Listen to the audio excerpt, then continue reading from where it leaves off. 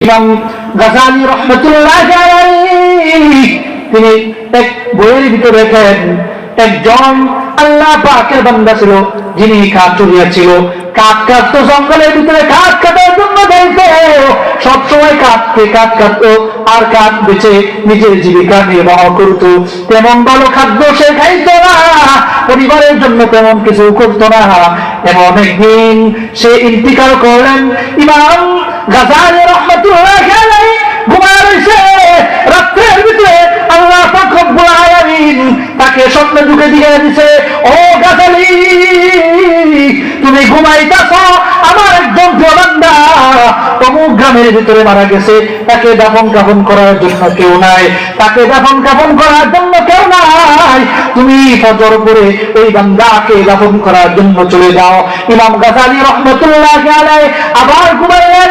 একটু পরে আবার স্বপ্ন দেখতেছে, ও গাযালী, এখনো পর্যন্ত ঘুমা রইছ, এখনো কি তোমার সময় আসে নাই? তুমি উঠো, তাহাজ্জুদ করে ওই বান্দার জন্য দোয়া করো, আর নামাজ পড়ে ওই বান্দার উদ্দেশ্যে রওনা হয়ে যাও। তখন ইমাম গাযালী রাহমাতুল্লাহি আলাইহি ফজর নামাজ পড়ে হাঁটি হাঁটি পা পা করে ওই গ্রামের দিকে চলতেছে, আর ওই গ্রামের দিকে যাইতেছে আর খুঁজতেছে কে মারা গেল, কোন কাতুরিয়া মারা গেল, আমি তাকে কিভাবে পাবো। তখন ইমাম গাযালী রাহমাতুল্লাহি আলাইহি এক বৃদ্ধ লোককে জিজ্ঞাসা করলো, ও দাদু, তোমাদের গ্রামের ভিতরে কি কোনো কাতুরিয়া মারা গেছে নাকি? দাদু বলতে পারে না। তখন ইমাম গাযালী রাহমাতুল্লাহি আলাইহি হাঁটি হাঁটি পা পা করে আবার চলতেছে। এক পর্যায়ে যখন তিনি পাহাড়ের পাদদেশে চলে গেলেন, তখন একজন দেখলেন ওই বান্দাটা কান্না করতেছে, এক বান্দা কান্না করতেছে আর বলতেছে, ও ইমাম গাযালী, তুমি মনে হয় ওই কাতুরিয়া খুঁজে আসছো যে কাতুরিয়া গতকাল রাতে ইন্তিকাল করেছে। ইমাম গাযালী রাহমাতুল্লাহি আলাইহি বলল, আমি তো এই কাতুরিয়ার খুঁজে আসছি। ইমাম গাযালী রাহমাতুল্লাহি আলাইহি তখন ওই কাতুরিয়ার বাড়িতে গেলেন, গিয়া দেখে কাতুরিয়া চিত হয়ে শুয়ে আছে, কাটনের ভিতরে গোলাপান কান্না করতেছে, হা মা করে কান্না করে, আমার আব্বু নাই, আমার বাবা মারা গেছে, আমার আব্বু নাই, আমার মা মারা গেছে, আমার আর কেউ রইল না। তখন ইমাম গাযালী রাহমাতুল্লাহি আলাইহি তাকে কাফন দাফন করাইলেন, গোসল করাইছে, গোসল করা তাকে সুন্দর করে খাটনি দিয়ে যখন জানাজা পড়াইছে, জানাজা পড়ানোর পর ইমাম গাযালী রাহমাতুল্লাহি আলাইহি কাঁধের ভিতরে করে খাটিয়ানা সামনে দিকে কবরের দিকে নিয়ে যাচ্ছে। এমন সময় যখন কবরের ভিতরে তাকে রাখলেন, তখন কবর থেকে এমন গান আসতে শুরু করলো, জান্নাতি গান।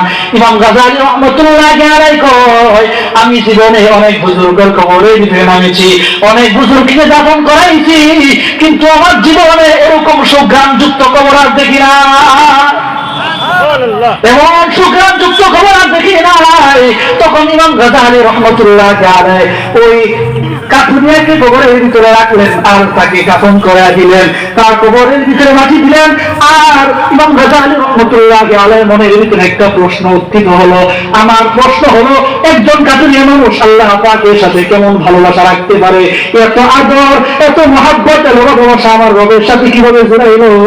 তখন তিনি চলে গেলেন, তার স্ত্রীকে দেখে জিজ্ঞাসা করলেন, ও কাফুরিয়ার স্ত্রী, কেন আল্লাহ পাক রব্বুল আলামিন এই কাফুরিয়াকে এত সম্মান দান করেছেন, এত আদর করেছেন, এত ভালোবেসেছেন, তুমি কি জানো? তখন ওর কাফুরিয়ার স্ত্রী বলতেছে, ও ইমাম গাযালী, আমি জানি না আমার স্বামীর কি নিয়ামত ছিল, আমার স্বামী কি আমল করতো।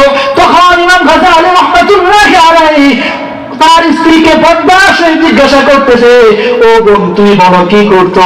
তিনি বলেন, আমার স্বামী আর কিছুই করতো না, বাজার থেকে একটি কোরআনকে নিয়ে আসছিল, ওই কোরআনকে সব সময় খুলতো আর হাতের ভিতরে আঙ্গুল দিয়ে ধরে ধরে বলতো, আল্লাহ এই কোরআনের ভিতরে যা বলছে সত্য বলছে,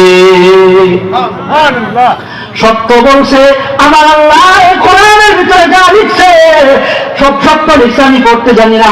আর সময় কান্না করতো, এভাবে দুঃখ কান্না করতো, এভাবে কান্না করতে করতে কোরআনটা তার চোখের পানি দিয়ে একদম ভিজে যাইতো।